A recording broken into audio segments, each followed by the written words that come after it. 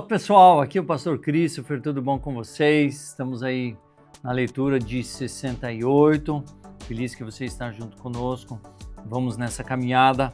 Quero dizer para vocês que a intenção é vocês caminharem junto comigo.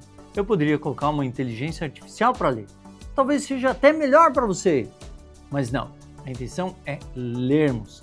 Eu quero que isso seja um pouquinho mais pessoal junto com você. Tá bom? Esse é o meu incentivo, porque hoje com a inteligência artificial você pode encontrar várias coisas. Aqui sou eu mesmo conversando com vocês, fazendo toda essa parte, tendo esse tempo com vocês. E é muito importante nós fazermos isso todos os anos, todos os dias, essa caminhada junto com Cristo, através da leitura da Palavra de Deus, todos os dias. E todos os dias tem coisa boa preparada para nós, para que a gente possa caminhar, para que a gente possa se encher do bom tesouro do nosso Senhor. Beleza? Então, venha comigo para a leitura de hoje.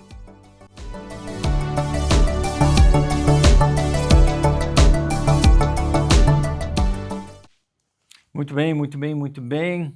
Estamos aí no dia 68 da nossa leitura, então abra lá comigo Números 11, 24 a 13, 33, a leitura de hoje do Antigo Testamento, depois Marcos 14, 22, 52 e assim por diante. Beleza? Então, vamos lá para a nossa leitura. Moisés saiu e transmitiu as palavras do Senhor ao povo, reuniu os 60 líderes e os colocou ao redor da tenda da reunião. O Senhor desceu na nuvem e falou com ele. Depois deu aos 70 líderes o mesmo Espírito que estava sobre Moisés. A autoridade, o mesmo Espírito foi compartilhado.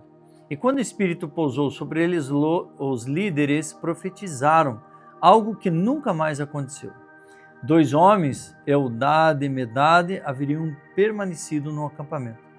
Faziam parte da lista de autoridades, mas não tinham ido à tenda da reunião. E, no entanto, o Espírito também repousou sobre eles, de modo que profetizaram ali no acampamento. Um rapaz correu e contou a Moisés: Eldade e Medade estão profetizando no acampamento. Josué, filho de Num, que desde jovem era auxiliar de Moisés, protestou: Moisés, meu senhor, faça-os parar. Moisés, porém, respondeu: Você está com ciúmes por mim? Que bom seria se todos do povo do Senhor fossem profetas, e se o Senhor colocasse seu Espírito sobre todos eles. Então Moisés voltou ao acampamento com as autoridades de Israel. O Senhor mandou um vento que trouxe codornas do lado do mar e as fez voar baixo por todo o acampamento.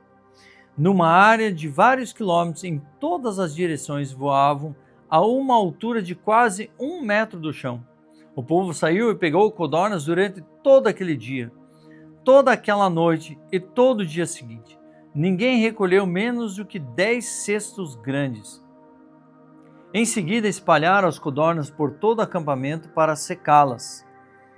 Mas enquanto ainda se empanturravam com a boca cheia de carne, a ira do Senhor se acendeu contra o povo e ele os feriu com uma praga terrível. Por isso, aquele lugar se chamou de Quibrote Atavá, pois ali sepultaram o povo que cobiçou a carne do Egito. Que Quibrote Atavá, o povo viajou para Hazerote, onde ficou algum tempo. Miriam e Arão criticaram Moisés porque ele havia se casado com uma mulher cuxita. Disseram: Acaso o Senhor fala apenas por meio de Moisés? Também não falou por meio de nós? E o Senhor ouviu isso. Ora, Moisés era muito humilde, mais do que qualquer outra pessoa na terra. No mesmo instante, o Senhor chamou Moisés, Arão e Miriam e disse: Vão à tenda do encontro, vocês 3. E eles foram para lá. Então o Senhor desceu na coluna de nuvem e parou à entrada da tenda do encontro. Arão e Miriam chamou ele. Os 2 se aproximaram e o Senhor lhes disse: Ouçam o que vou dizer. Se houver profeta entre vocês, eu, o Senhor, me revelarei em visões, falarei com ele em sonhos. Não é assim, porém, com o meu servo Moisés. Ele tem sido fiel em toda a minha casa.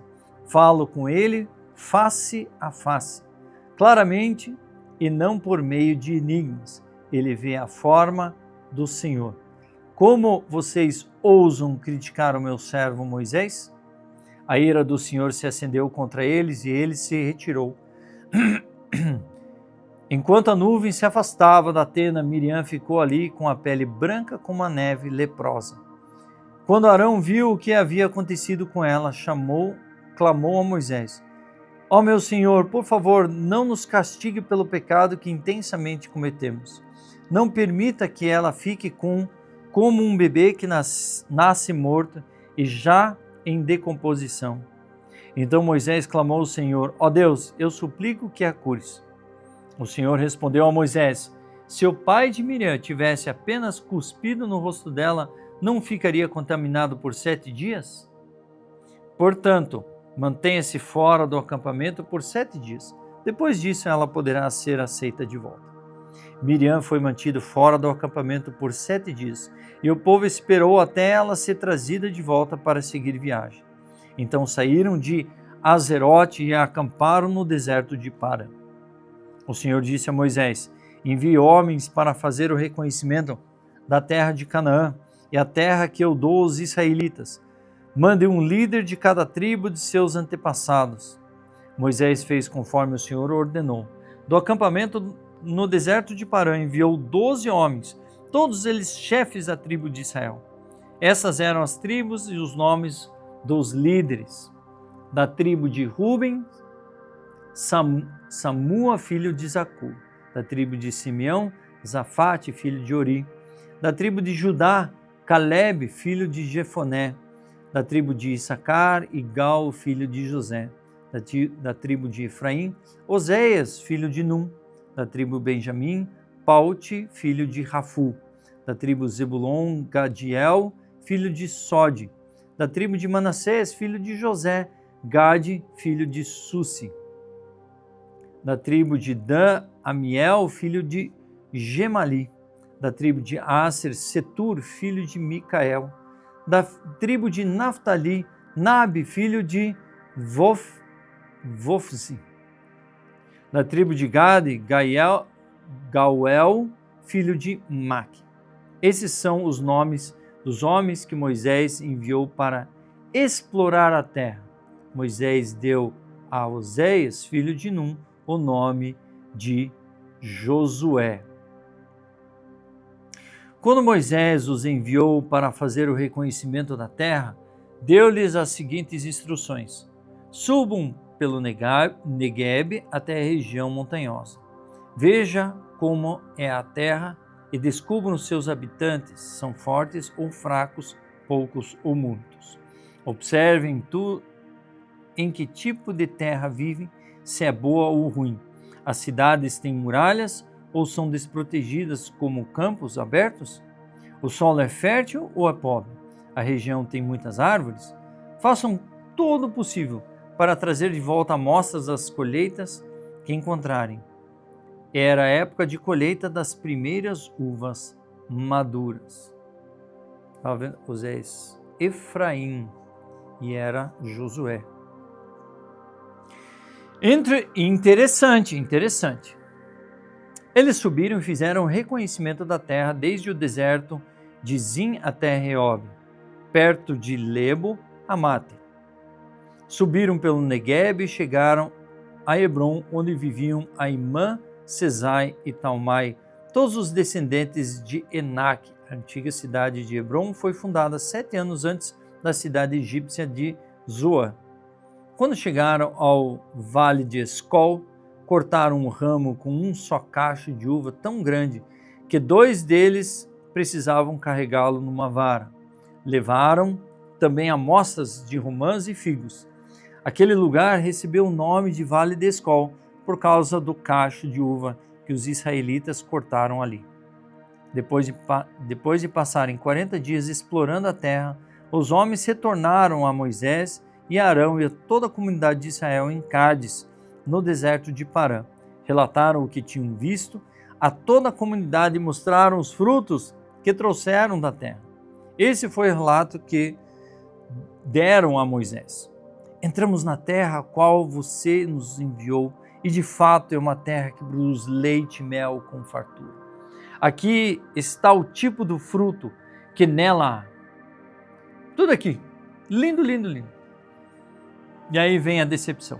Contudo, o povo que vive ali é poderoso. As suas cidades são grandes, fortificadas.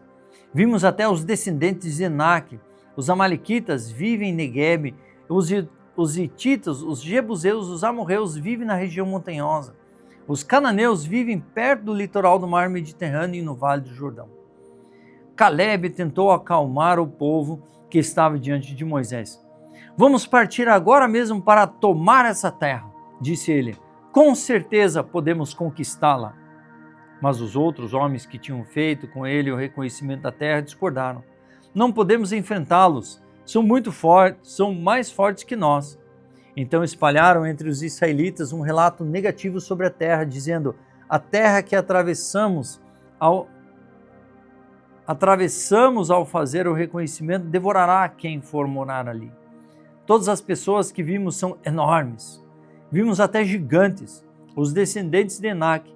Perto deles, nos sentimos como gafanhotos. E também era assim que parecíamos para eles. Aqui começou a decepção de Moisés em relação a esses líderes. Mas veremos amanhã o restante dessa história. Marcos 14, 22, 52. Enquanto comiam, Jesus tomou o pão e abençoou. Em seguida partiu em pedaços e deu aos discípulos, dizendo: tomem, porque esse é o meu corpo. Então tomou o cálice de vinho e agradeceu a Deus. Depois entregou aos seus discípulos e todos beberam. Então Jesus disse: esse é o meu sangue que confirma a aliança. Ele é derramado como sacrifício por muitos. Eu lhes digo a verdade, não voltarei a beber vinho até aquele dia em que beberei um vinho novo no reino de Deus. Então cantaram um hino e saíram para o Monte das Oliveiras. No caminho, Jesus disse: todos vocês me abandonarão, pois as Escrituras dizem: Deus ferirá o pastor e as ovelhas serão dispersas. Mas depois de ressuscitar, irei adiante de vocês a Galileia. Pedro declarou: mesmo que todos os outros o abandonem, eu jamais farei isso. Jesus respondeu: eu lhes digo a verdade, essa mesma noite, antes que o galo cante 2 vezes, você me negará 3 vezes. Pedro, no entanto, insistiu enfaticamente: mesmo que eu tenha que morrer ao seu lado, jamais negarei. E todos os outros discípulos disseram a mesma coisa. Disseram o mesmo. Então foram a um lugar chamado Getsêmani. E Jesus disse aos seus discípulos: sentem-se aqui enquanto vou orar. Levou consigo Pedro, Tiago e João e começou a sentir grande pavor e angústia. Minha alma está profundamente triste a ponto de morrer, disse ele. Fiquem aqui e vigiem. Ele avançou um pouco e curvou-se até o chão. Então orou para que, se possível, a hora que os esperava fosse afastada dele. E clamou: Abba, Pai, tudo é possível para ti. Peço que afaste de mim esse cálice, contudo que seja feita a tua vontade e não a minha. Depois voltou aos discípulos e os encontrou dormindo. Simeão estava dormindo? Simeão, você está dormindo? Disse ele a Pedro. Não pode vigiar comigo nem por 1 hora? Vigiem e orem para que não cedam à tentação, pois o espírito está disposto, mas a carne ela é fraca. Então os deixou novamente e fez a mesma oração de antes. Quando voltou pela segunda vez, mais uma vez encontrou os discípulos dormindo, pois não conseguiu manter os olhos abertos. Eles não sabiam o que dizer.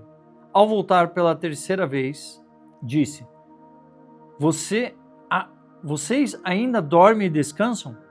Basta, chegou a hora. O Filho do Homem está para ser entregue nas mãos de pecadores. Levante-se e vamos, meu traidor chegou. No mesmo instante, enquanto Jesus ainda falava, Judas, um dos 12, chegou com uma multidão armada de espadas e pedaços de pau. Tinha sido enviado pelos principais sacerdotes, mestres da lei e líderes do povo. O traidor havia combinado com eles um sinal. Vocês saberão a quem devem prender quando eu o cumprimentar com um beijo. Então poderão levá-lo em segurança. Assim que chegaram, Judas se aproximou de Jesus. Rabi, exclamou ele, e o beijou.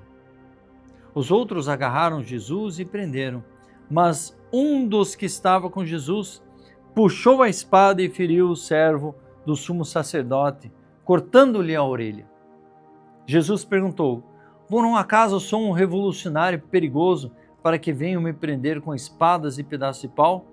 Por que não prenderam no templo?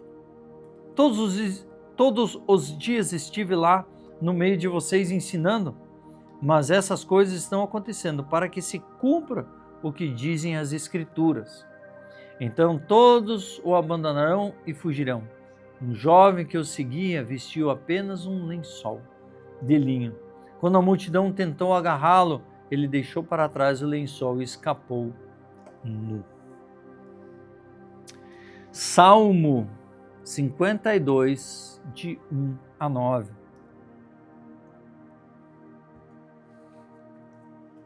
Por que contam vantagem de seus crimes, grande guerreiro? Não sabe que o amor de Deus dura para sempre? O dia todo você trama destruição. Sua língua mentirosa corta como navalha afiada. Ama o mal mais que o bem e fala mais mentiras que verdades. Você gosta de destruir os outros com suas palavras, seu mentiroso. Por isso Deus o destruirá de uma vez por todas. Ele o tirará de sua casa e arrancará da terra dos vivos. Os justos verão isso e temerão, rirão de vocês e dirão: vejam o que acontece aos poderosos guerreiros que não fazem de Deus sua fortaleza, confiam em suas muitas riquezas e se refugiam em sua maldade. Eu, porém, sou como a oliveira que floresce na casa de Deus. Sempre confiarei no amor de Deus. Eu te louvarei para sempre, ó Deus, por aquilo que fizeste.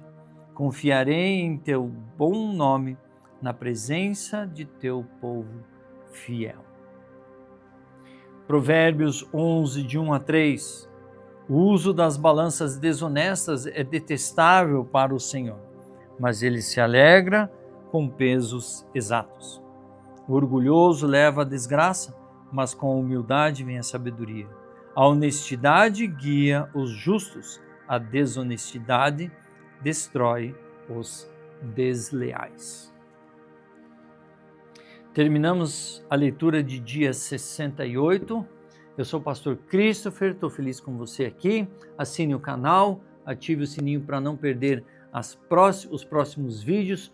Compartilhe com um amigo para caminhar junto conosco nessa leitura e nós nos vemos no dia de amanhã.